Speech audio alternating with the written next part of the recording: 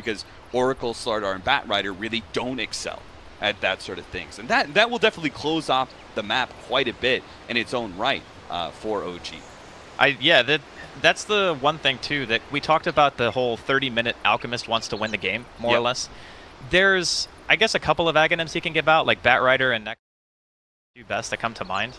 I know that Oracle has one, too. You don't really see it so much. Yeah, but that's not great. I think the Necrophos one is probably priority number 1, but after that point, you're looking at a team that's more or less hit its peak, I feel. And then if the game keeps stretching out past that point, IG are going to go right back into the driver's seat with the Morphling and the Ultra Late. Sure, you're always going to have your Necrophos Reaper Scythe to fall back on, but I think that this game is going to be... Like, the drafts, for me, are both very even. They just have different points in the game and when they're the strongest. And I think that IG might have a little bit more time in the game where their lineup feels better than what OG have. But OG's window is super strong. Yeah. Like, if they can get it, it's very hard to stop. What do you think, going back to the Reaper's side, we had this Morphling picked up last pick, great against Alchemists. One of the best carries to counterpick an Alchemist. But what about this Morphling versus the Necrophos? What about the fact that he makes himself, you know, supposed to be so tanky, but we've got this sort of percentage-based damage coming out from Reaper's Scythe? Is that a concern for IG? I think it has to be, given how many ways they have to break Linken's especially. Like, eventually Blink Batrider, you have Slardar. Oracle is actually very good at breaking Linken's as well. Purifying Flames has great range. So if you're not paying attention, you can certainly get caught off guard, no question. It's just a matter of, you know, how the fights go, how good Burning's farm is comparatively to the other cores on OG. And I mean, there's a lot of, I guess, a lot of thinking you can do about it. But really what matters the most is how are the lanes going to go? How much pressure do OG want to apply? How long does it take them to get their blinks? Yeah. Because those things are all extremely important to OG hitting their timing. Because as much as it is about Ana getting the farm, it's also about the heroes getting items necessary to create that space. Right. I think one of the things that, like, IG, in these team fights, Morphling should never be the one hit by a Reaper's Scythe, right? Because they've got so many, they've got initiation from both Puck and the... To be kind of like the last one heading into a team fight, right? So oftentimes I think that Reaper Scythe just won't be held on to long enough to be able to threaten the Morphling. Head out into the IG side, see if he can possibly contest that bounty round, but doesn't look like it. Bobica. So 4 position with boots first. He's going to do that play where he tries to catch the mid laner after he picks up the bounty room, but there's no mid laner actually there. It's just as forward. Bobica's just going to push straight towards the bounty room and take it away. So OG will actually only get 1 bounty of this whole entire thing, but it's the Alchemist bounty rune, so that kind of makes up for it. Yeah, it's definitely value. I think you can justify... They're up in net worth. That's a win, You right? can justify missing your block for that, I think. Yeah. Especially if Jerax wants to start by being a little bit annoying in the mid lane. So he's just scouting things out for the time being. Yeah, how do these supports play with the mid lane? Do you think there's more emphasis on OG to have their 4 positions sit against the Bloodseeker? Because it is a problem, right? OP just gets free harassment on Ana all day long because he knows he can always heal up afterwards. Yeah, this 1v1 is definitely not Alk favored. You look at other heroes like Ursa, for example, who are really good melees against Alk. Bloodseeker is up there on that list as well. Yeah. So I think it's tough, though, because if Jerax walks over there, what is he really going to accomplish as well? Like, how much harassment can he really do with just boots first? I think that this is probably the biggest issue that OG are going to run into is how do they deal with Bloodseeker? They managed to get a stun here at top lane. S4 is going to hit the blast. Morthling's still ready to go. He actually has his nuke picked up rather than the waveform. And will manage to get a bit more onto S4. But this is all good, right? Even if they don't hit him, which he is going to be able to dodge that one.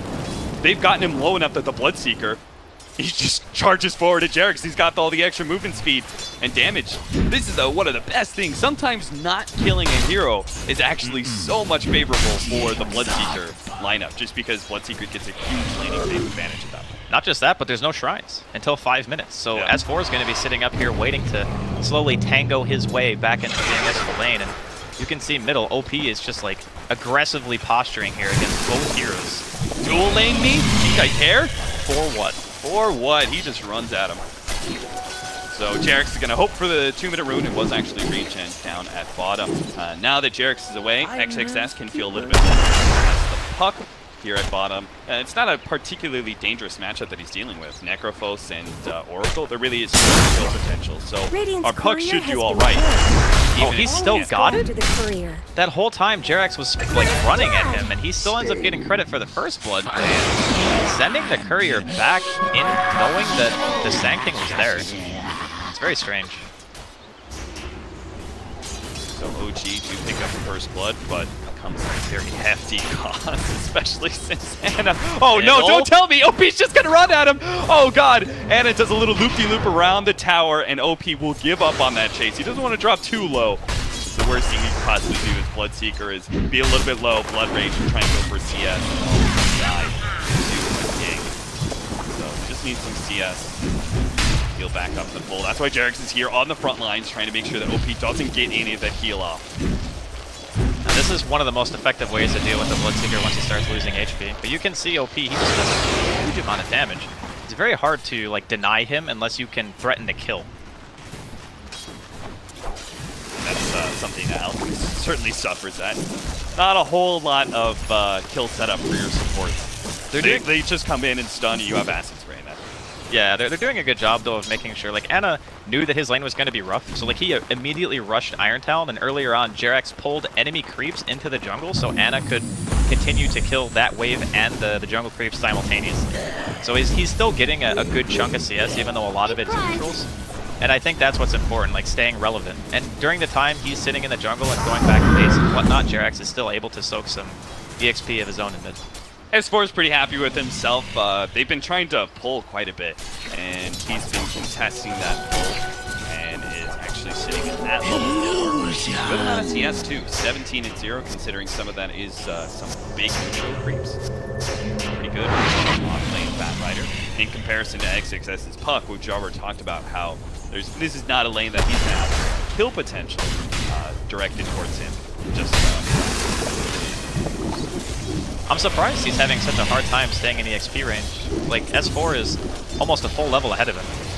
I guess, you know, S4 always has the jungle potential and he can kill the camps, but I figure that XXS would be able to stay a little bit closer to the waves. No Tail has got a few denies in there as well, which helps. Jesus. Look at our Bloodseekers. Oh yeah, this is classic Bloodseeker. XXS tries to contest a little bit of pull there. Managed to get away. Silence onto No Tail, but No Tail's level 5 with the level 3 death pulse. He regens and heals up very quickly. CS. Same exact thing as a Bloodseeker, right? Like you can kind of harass him and stuff, but it doesn't matter as if he gets any real CS. Kind of have middle lane. Kill potential. Fly, he is definitely dead. He goes for the long ensnare onto OP, but within melee range it doesn't really matter. So OP, his first rupture, get a kill on mid lane and threaten that into one tower. That's one of the things that I think Bloodseeker is criminally underrated for, is that he not just wins his lane, but he does so much physical damage. He's actually great at hitting towers too. In the early game, if you have this much of an advantage, yeah, you can just walk up there. Both of the supports of OG were kind of forced mid, and sure, you end up losing the Oracle to a rupture, but the more important thing again is just what Ana can do in the meantime. He's going for the armlet now, he's got the soul ring, almost 6. And then, you know, S4 is still getting a fair chunk of EXP as well. So they have 2 heroes doing well, and then you look at the side of IG and the Bloodseeker is crushing it. He's doing very well in his lane. And then Burning is getting his own free round. So both teams getting what I think they need out of this early game. It's definitely IG not running away with a serious top network tower has looked just better. yet. Burning also is doing well enough in his lane that he's beginning to pressure the off-lane tower. So we already kind of talked about how wave clear is going to be able to present a lot of opportunities for IG to control the map, but these early tower losses could be a real hurtful. Bottom lane, they're going to try and go for No Tail here. XXS jumps away before the Reaper Scythe can go down on him. Bobica's quite low. He will manage to get the Reaper Scythe, but it's not enough to finish up Bobica. Bobica's actually turning around. What a man, Bobica! He managed to get the kill on No Tail after surviving through the Reaper Scythe. Oh man, that was so close. I didn't actually know if he was in range to get the Reaper, but committing really hard there, getting punished. It's a little unfortunate getting that, like that particular hero dying. You kind of want to see the stability in your team, you know. Rupture on Ana mid here. With the silence and the nuke coming in, he's going to have to TP away. He actually TP's up to top. Tower is under That's not a great place to be because there's no shrine, and he actually still has vision. OP is loving all this low HP. Miscommunication, maybe? Maybe he thought the shrine was up. Yeah. Or maybe he thought he wasn't going to take so much damage so he can go. He has ulti now, he should be alright. Yeah. As a result, he's going to run back in the lane real quickly, gets more damage onto that tier 1. Bobka, Jarex is here. He's able to sprint run him down. Now, Ana does not have Unstable Concoction, so again, no real kill potential here. Bobka could have just burrow struck over the cliff. Well, truly threatened. XXS has actually left his lane to come sit behind this mid tower. They really want to take this tier 1 nice and early before the Alchemist gets big enough to defend it by himself. They also have the coil at the ready, so you're not going to be able to TP out from another Rupture this time. They're going to be able to jump onto the Alchemist here with a Morphling and Bulbaca. Jarex is here to be able to get the stun, fakes it out, and manage to get it after the waveform. Ana's sitting inside the trees, but he will be ruptured up. The silence is going to go down as well, and Ana will end up dying to that one. OP with all the extra movement speed. He's going to try and go for Jarex here. Stun goes down. Fly.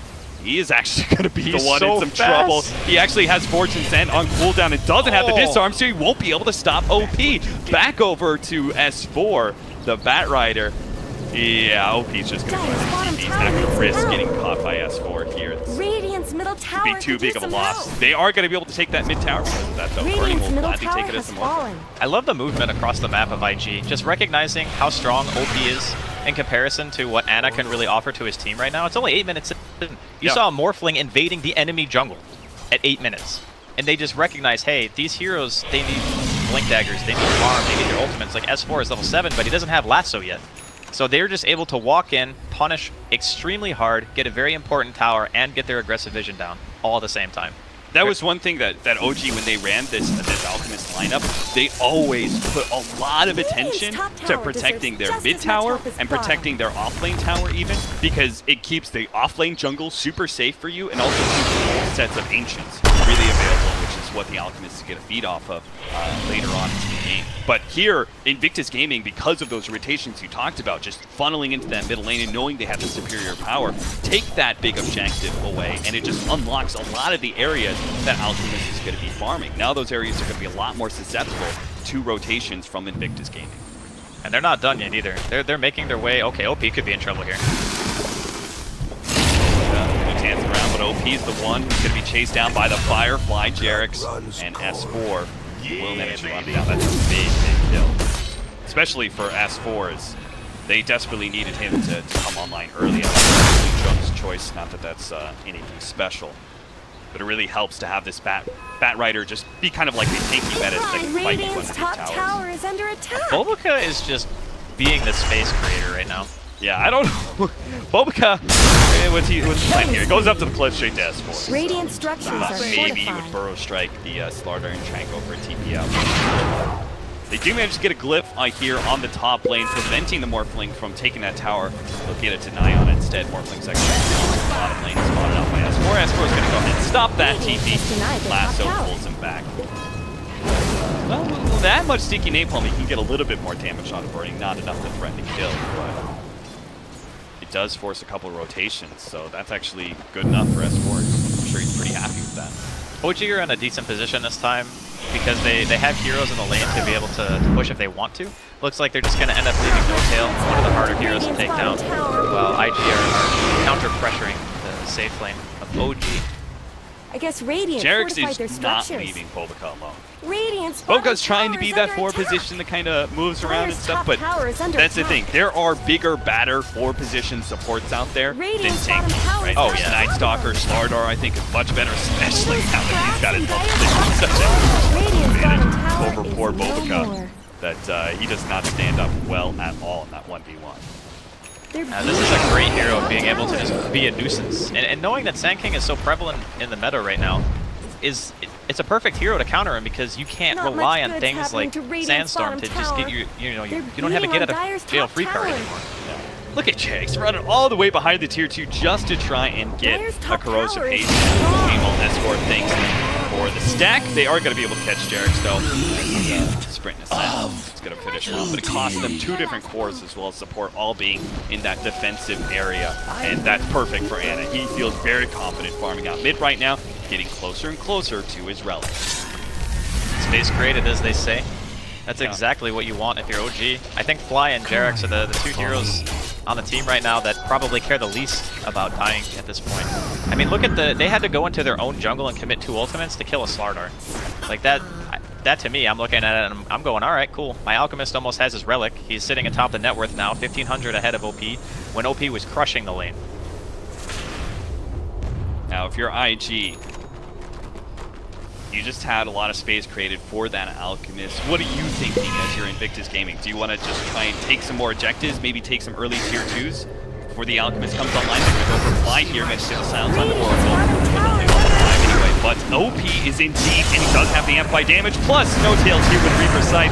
This very dead Bloodseeker with some extra depth timer block. So IG, once again, overstep their bounds. Get caught in the process. This over-aggression from them is really costing the early lead they bought themselves in the laning phase. I feel like they're very concerned about not really being able to deal with Ana past like the first 5 to 8 minutes where OP had a clear laning advantage. After that kind of broke down and they invaded the jungle one time and they killed him, past that point they haven't really done much.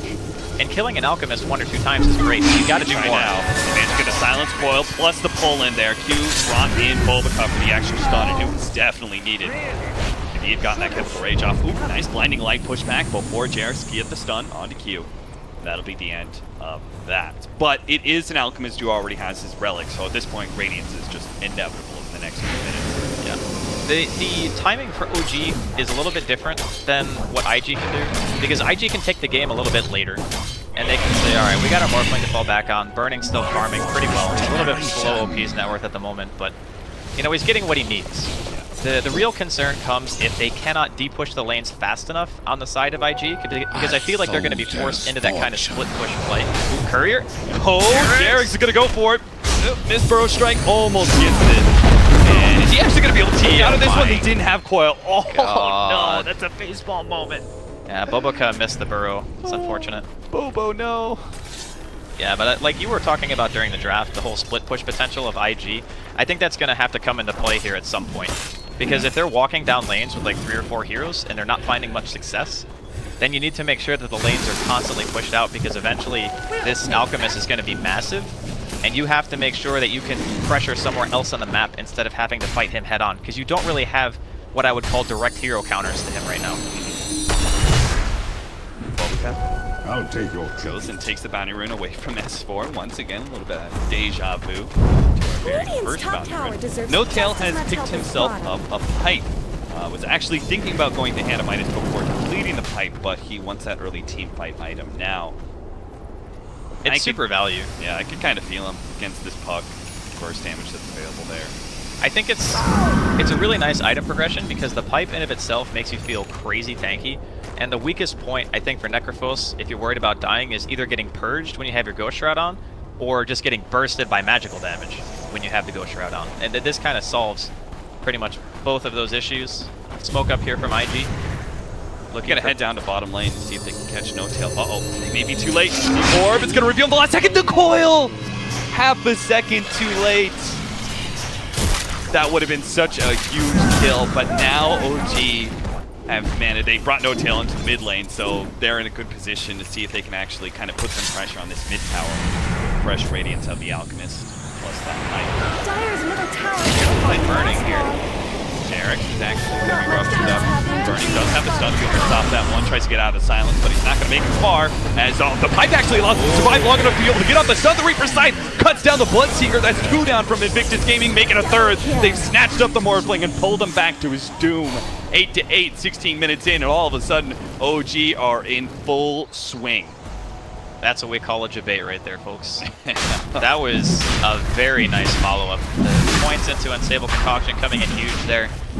The damage output, just when the Radiance Burn is there, you're fighting into potentially an Acid Spray as well as the Necrophos, having the early pipe, keeping Jerax alive long enough can get that kind of counter initiation, that's exactly what you want. If you're OG, they're walking straight into Roshan. They know that there's no foil right now. Bloodseeker's dead still for 20.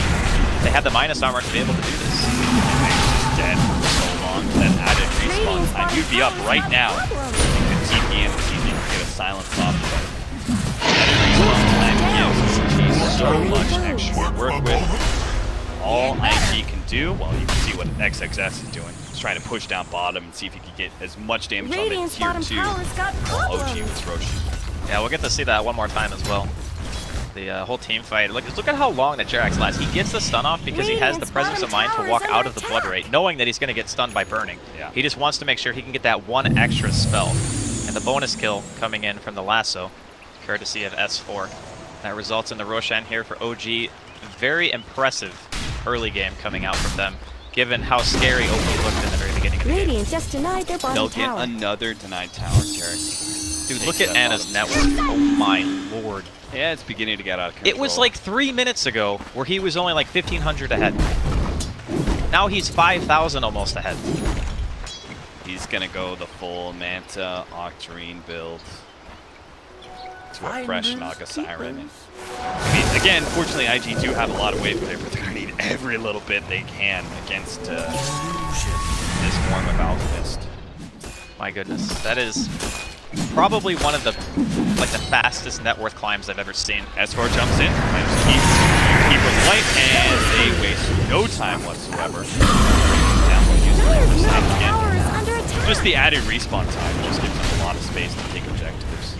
This is one of those games where I think you just kind of casually throw out the Reaper whenever, because you know that one hero down, IG are going to feel tentative to defend anything. I mean, Anna is still not really even the one pressuring the map. He's kind of just chilling in his own jungle, farming. His team is creating all that space for him.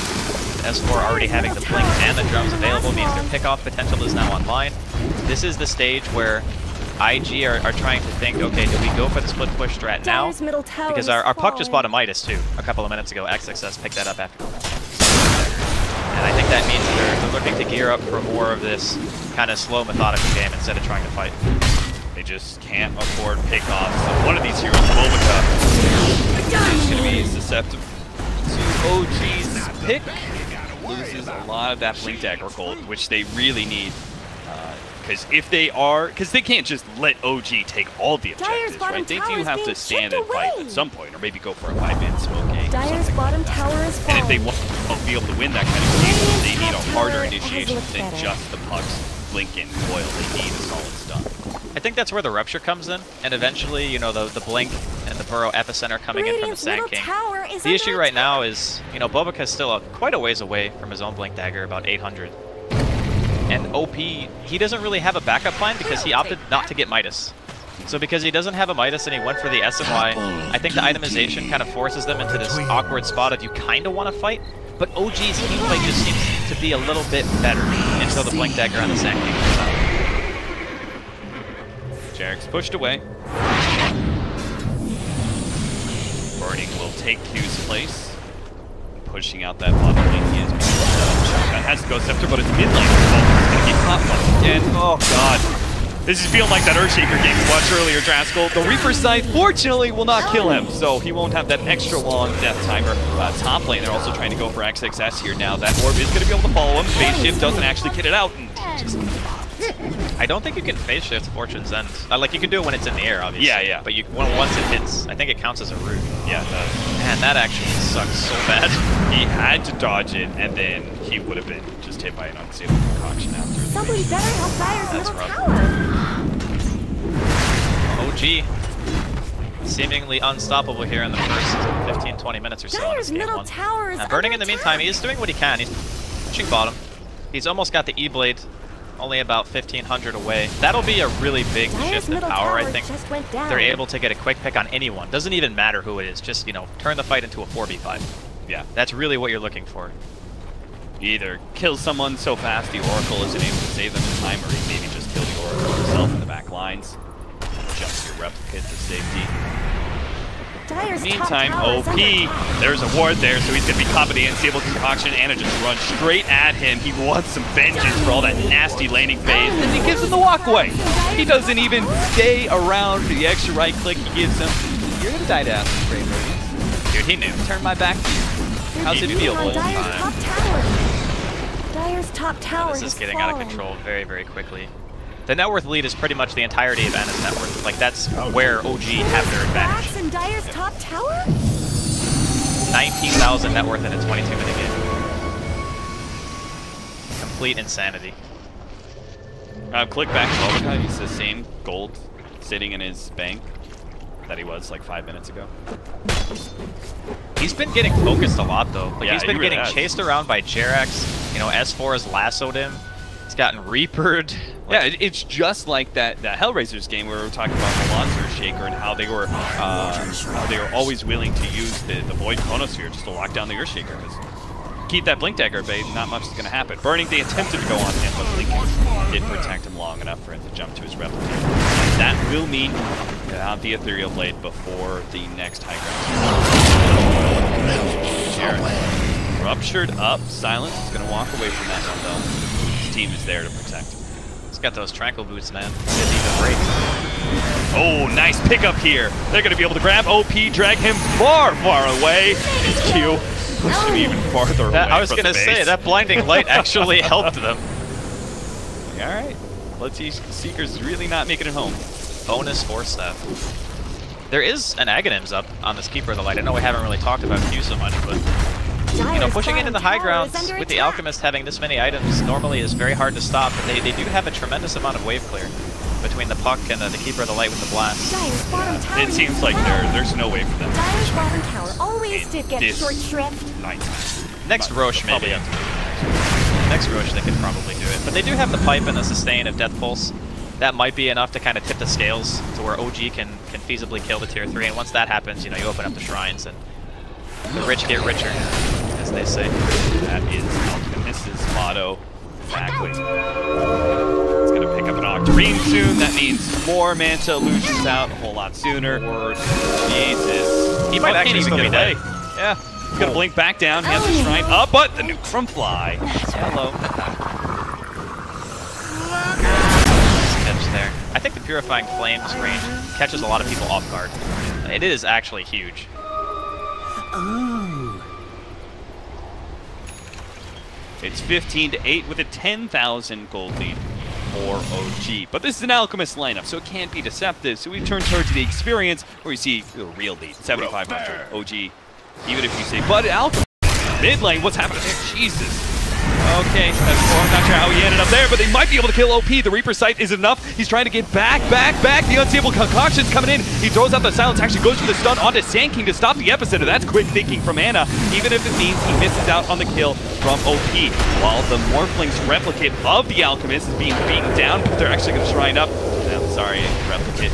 Not going to be able to save from that one. They push it back a little bit deeper into the base. Underneath that tier 3 tower, they do use that false promise. So he's going to be staying alive a little bit longer, though, but he doesn't really have a target for his Unstable Concoction. He's going to stun himself again right outside that tier 3, and he doesn't even heal that much. He's going to be pushed back even further. They desperately need this kill. It's going to be worth so much. He's trying to armlet toggle his way out of this one. Fly saving him from all that magic damage. On a stun from Jerax. There he turns, and he managed to kill one. He's going to go for Burning up next. Sweet, sweet vengeance for Anna. He goes for more. Burning's going to be able to get back to the base, but they've already killed 2 of IG. In what seemed the ultimate disaster scenario from OG, losing their Alchemist, losing their 23,000 net worth hero, would have been a huge windfall for Invictus Gaming, but they're denied that much. Fly God. Just Fate's Edict, False Promise, another Fate's Edict. All the damage that they were trying to do to him, they couldn't burst him because no one can hit spells. He's sitting in the base with no ultimate. Another lasso comes out here. Don't take me away, Hugh! He's gonna be dragged back. Anna, again, focusing on his own replicate. He's just not gonna let that opposing illusion survive. And Invictus Gaming gonna be forced to use a buyback on the Keeper of the Light just to make sure that OG can't continue to push high ground during this daytime. I think OG are gonna be more than happy. Like, look at this Cap. Just how tanky he is. Gets the False Promise after the Burrow. He throws out the Fate's Edict, gets a couple of heals going, and Fly's positioning during this fight was just immaculate. going back, chasing him out of the base. Jerax in a position to get a counter stun a little bit later on. It was absolute flawless play here from OG. I thought for sure right there, that burrow strike, but there was so much heal coming out from Fly at that period of time. 3-man stun, courtesy of your Slardar player. That was a treat to watch. Very, very well played from OG. But at the same time, IG showed that, you know, they have the damage. They can take him down if OG aren't ready. And Golden, by that knowledge, we're going to go for it. 4-man smoke out, push through mid lane. See if they can find somebody. They're going to run into an invis. Bat Rider, he jumps away. A little bit scared, just in case they have sentries. You never know. That is going to be a smoke failure for Invictus Gaming. But what does OT do with this? They're kind of been waiting for Roshan. See, it's going to be up now. And with the Corrosive Haze, they could really make short work of them. It's going to drop extremely fast. I think the next point where Ana's going to feel maybe almost indestructible for a little while is after, of course, the Lincolns, and maybe if he gets another armor item. I think that's really the way that they can burst him. Now that he has the Octarine, he has so much raw health that the E-Blade combination with Fate's Edict, it doesn't really seem like it's enough. Yeah. So the right click is where he has to itemize next after this potential Roshan attempt here. Both teams kind of hovering in the area, IG looking for a better position. Yeah, they're going to do the full wrap up into the Shrine area, hope that no one's there. And then once they see no one is there, this is ring around the rosy right now. Yeah, they're going to try to get the opposing high ground, but OG have the same exact idea. They're going to go into the Dire Shrine. They're going to do the wraparound as well. Are they going to be able to catch him? Where's this fight actually going to end up, Draskell? I don't know. Round and round they go. They see it now. Invictus Gaming, they're going to turn. The smoke's going to pop onto Ana. He's the frontline hero. Can they actually blow him up, though? It's going to be super tough. They throw out the silence. They already have a ball of promise ready to go on to Ana protect him. So Burning starts going for the back line. He tries to attack Fly, trying to take him on, but he's actually taking so much damage from the Reaper's sight. He has to start backing himself away. They've lost their Sand King already. IG in full retreat will not be losing more than just their support. So fortunately, their cores stay alive, but OG win yet another team fight. The reveal of the Lincolns. OP tried to throw out the Rupture straight away, but he couldn't get it because they didn't click on Ana fast enough. You know, in the heat of the moment, they saw the smoke reveal and they're like, we need to go. This hero's in the front line. Unfortunately, Fly was in the back. Immediate false promise during the chemical rage. So much regeneration. You just cannot deal enough damage to kill this Alchemist. And now they're going to be able to get Agents of Cheese. That's so much fun. Especially with a hero like Necrophos. He probably takes... He's probably one of the best heroes with cheese, right? You've got maybe Storm Spirit, who's really good, obviously, but just the fact that this is a this is a hero that wants to kind of be on the front lines, but now has this huge amount of turnaround potential with the cheese, as well as the Reaper sight. Haste. This is getting to be crunch time here for IG. What can they do? You know, can they push out the lanes fast enough? We can already see, you know, XXS is in the top lane. Burning's kind of running around with the Z-Blade, seeing if he can find something as well. You can feel the sense of urgency right now that IG has. What? We need to buy time. When did that happen? They're like sitting right on top of each other inside of the base. Yeah, I just see them flying by each other. I mean, why not? A soldier's fortune. I guess if you have a hero on your team that gets items so fast that he has to use the courier all the time. I mean, there was that time their courier died. Do you think they bought a courier and replaced it for that 3 minutes? Honestly, I would have to watch the replay, Cat. I cannot confirm or deny. 20-9, 17,000 gold lead, and OG are going high ground during nighttime, so the Keeper of the Light is not at that full. They do not like this combination, though. They're giving Blood Rage onto Q. I had noticed that. So his blast is doing a little bit more, but OG are so damn tanky, they just don't seem to care. And it's down to half HP, but he's got Aegis. They're going to try and get an aggressive towards that board underneath the tier 4s, but they really have to target someone else in this, and that's why they go for the Rupture on the back line. Sheriff's going to be hit by that one, but he can't get to that hero to threaten anybody. In fact, it's going to be S4 with the initiation. S4 takes an Ethereal Blade shotgun to the face, but it doesn't matter. He's down to half HP. Jesus Christ! Wow. Or Morphling just got popped. OP's going to come in with his BKB, but I don't think it matters at all. This is just a suicide move, and IG will call it. This series, we talked about how important it was for either one of these teams to take the 2-0 against the other, to really give themselves some solid, I would say, cushion to be able to land in that top 4. And OG, you said they're the ones who have to face LFY. They probably need a little bit more. And, well, they get this first one, 2-game series. Man, usually when you second pick an Alchemist and play it as a core, it doesn't really have as much success as we saw Anna have in this game. Yeah. So very, very nice stuff coming in here from OG, drafting very well around the hero, just ensuring that he got every single thing that he needed. S4 played great, as well as Jerax finding so many picks in conjunction, and Fly with the great positioning during that fight mid, where if he died there, could have been a completely different ballgame. Yeah. No tail. Turning up the heat in the OG room because they are cool as cucumbers, Straskell. They just demolished IG with an Alchemist strategy. Who said Alchemist was dead? Who said OG Alchemist was dead? Not I. Not I. Not I. Must have been our deceptive viewers. All right, guys, we're going to come back for game number 2 after a short break.